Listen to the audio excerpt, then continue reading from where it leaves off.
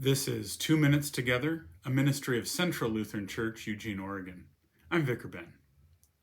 This week in our gospel lesson, Jesus appears to the disciples and they're fishing and can't fish anything, and he calls them to throw their nets on the other side, and they get this huge haul of fish, and they come back to the shore where Jesus is cooking a fish there, and they all eat.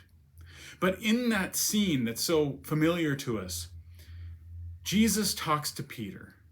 And Jesus says to him, "Peter, do you love me?" And Jesus replies, "Yes, Lord, of course I love you." And he asks him 2 more times. And it's this repeating thing that Jesus continually does. And this could be a little bit confusing, but there's something going on deeper.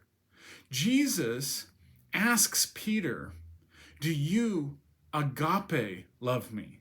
That's the kind of love that God has for the world. And Peter replies, "Yes, Jesus, you know that I philos love you." That's the kind of love one person has for another, not the agape love that God has for the world.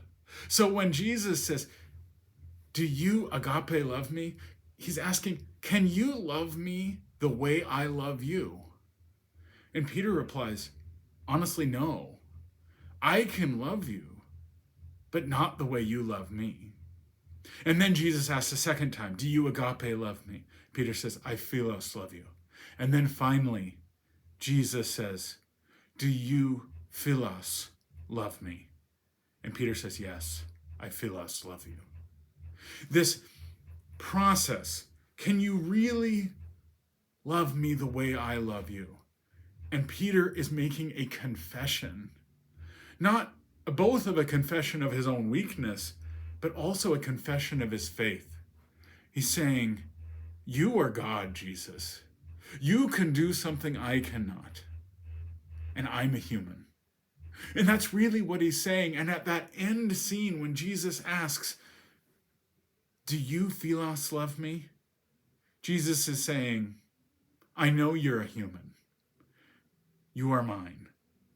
We are living in a new life, a new resurrected life as humans. And humans exist before God. This is 2 Minutes Together. I'm Vicar Ben.